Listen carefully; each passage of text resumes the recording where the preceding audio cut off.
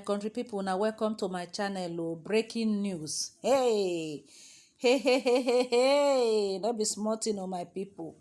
Babalawo when he predict Iyabo Ojo death to Babalawo Augustine Bola Adegunloye, when he predict say Iyabo Ojo go soon kpeme, don finally kpeme. Today oh, na this the news just dey reach us. E never reach 30 minutes now this news just dey come out, and from now this news dey come out from a confirmed blogger, wey be say no dey carry anyhow rumor.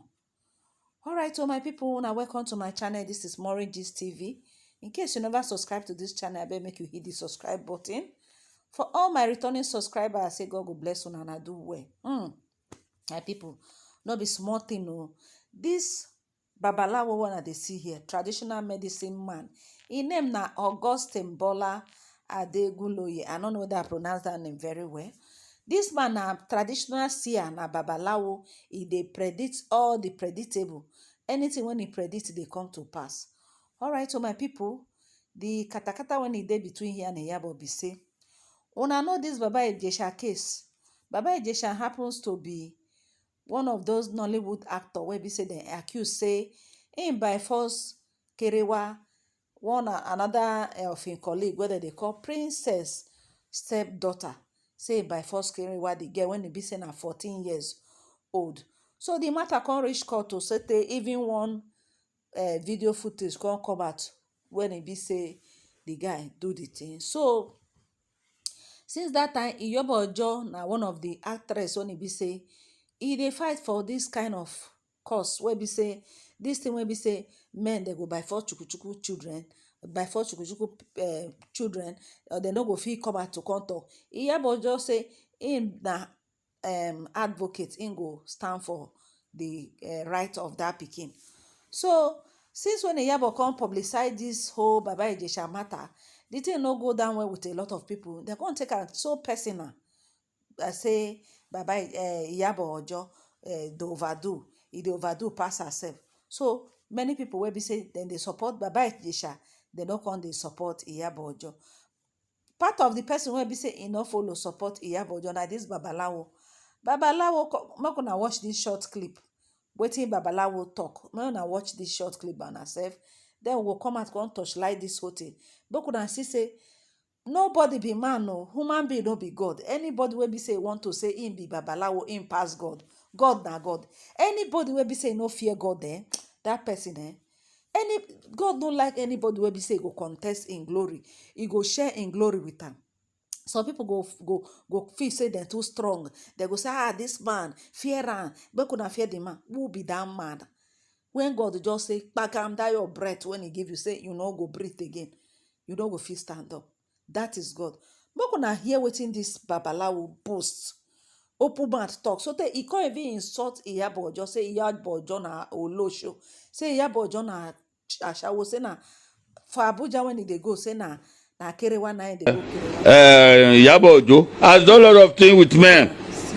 He has slept with so many men. Yes, he has slept with so many men. When his own judgment will come, it will come from God and will suffer. He will suffer and die.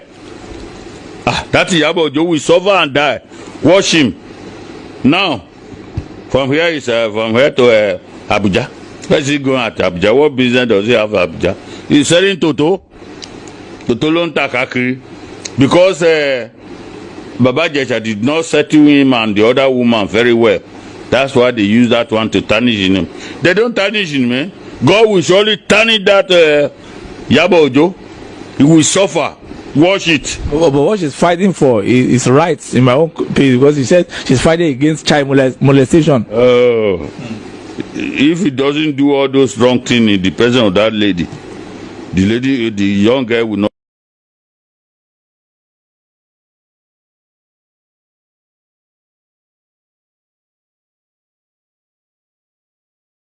My people, una don hear am. Una don hear am say this man say Iyabo Ojo go suffer.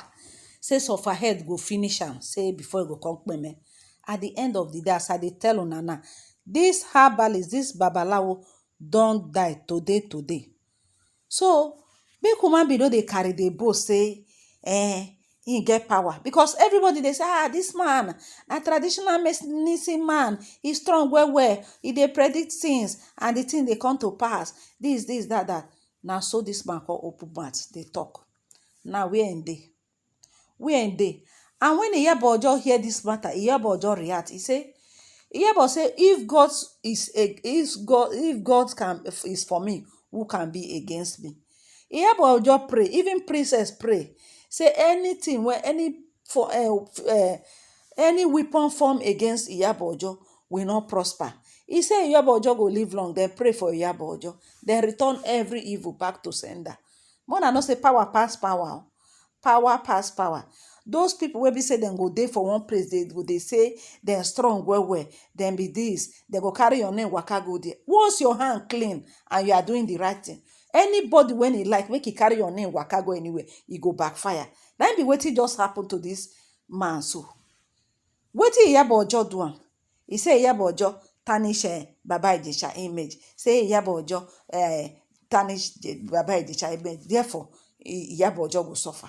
He go suffer so tey he go die. He can't even insult her, say na kerewa, na they go kerewa for Abuja, in they go hawk bekus for Abuja.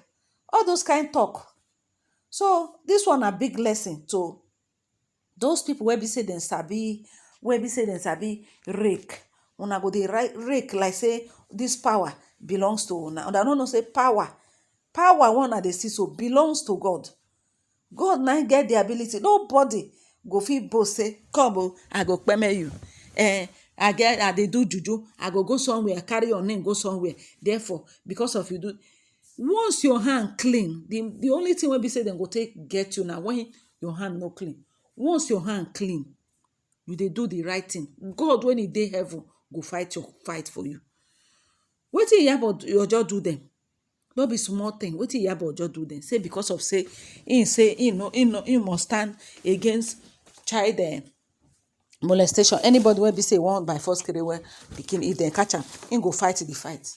Him dey fight for good job. Even God know say wetin Iyabo Ojo dey do is the right thing. Na make God back am up.